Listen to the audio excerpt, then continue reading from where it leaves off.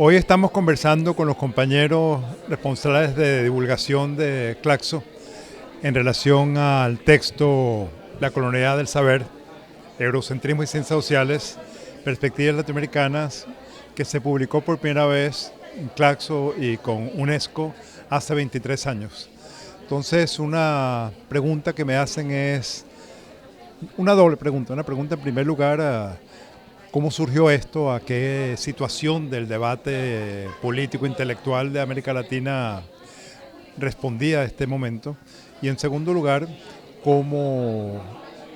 ¿qué ha pasado que hace que este libro siga siendo uno de los libros de Claxo que se descarga con mayor frecuencia?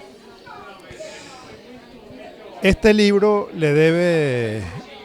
en parte a una iniciativa de Immanuel Wallerstein en la Asociación Internacional de Sociología, que se planteó una transformación decolonial de la Asociación Internacional de Sociología,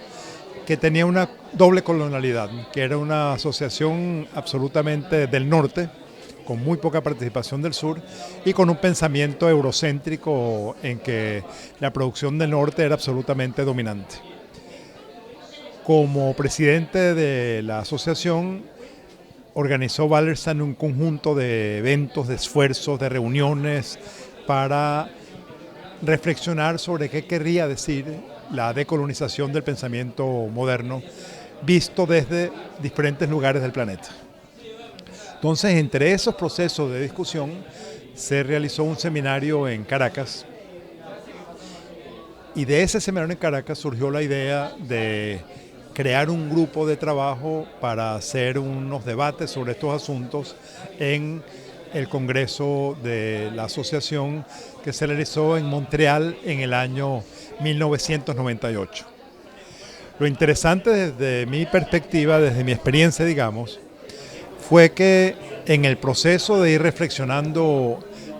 cuáles eran los tejidos posibles entre perspectivas que se habían venido construyendo de diferentes personas en el continente en ese momento, cómo se podía ya comenzar a hablar de una perspectiva crítica de búsqueda común. Porque obviamente desde hace algún tiempo ya gente como Aníbal Quijano venía planteando el tema de la colonialidad, Enrique Dussel desde argentino, pero desde México venía planteando temas similares, Walter Miñolo, otra gente venía trabajando estos asuntos, Arturo Escobar, desde Venezuela venía trabajando con mucho vigor, Fernando Coronil, y la posibilidad de tener un encuentro para colectivamente reflexionar sobre estos asuntos terminó siendo muy valioso. Este libro como proceso fue interesante porque no fue simplemente que se presentaron un grupo de ponencias y se engraparon y se mandaron al editorial, sino que se pasaron como 2 años de debate reflexivo en colectivo sobre el libro y que se mandaban versiones de los capítulos, se devolvían, se compartían, regresaban. Entonces el proceso fue un proceso que terminó con la existencia efectivamente de un cuerpo, de una mirada epistemológica compartida en relación a la crítica del carácter eurocéntrico de los conocimientos hegemónicos y el reconocimiento de que la transformación de la sociedad pasa necesariamente por esta dimensión política tan trascendente que es el terreno epistemológico.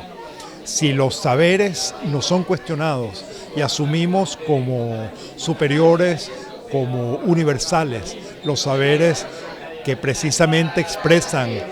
las relaciones de dominación, las relaciones del eurocentrismo, las relaciones de pensar al mundo desde esos lugares,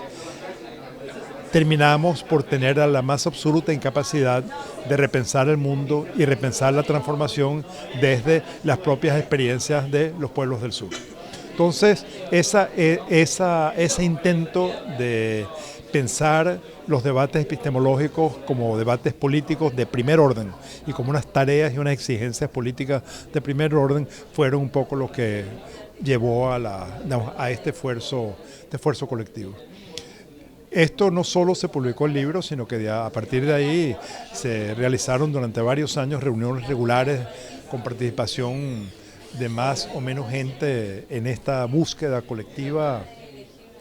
En el caso de Ecuador, por ejemplo, la Universidad Andina Simón Bolívar se creó un programa de estudios culturales latinoamericanos, que es un programa de doctorado dirigido expresamente a debatir estos problemas y una formación en esta perspectiva. Entonces, digamos, este libro ha tenido un éxito editorial importante, ya que ha sido por el propio Claxo editado también en Brasil. Se han hecho 2 ediciones en Venezuela, en Cuba se ha publicado, etcétera, de manera que ha tenido una interesante e inesperada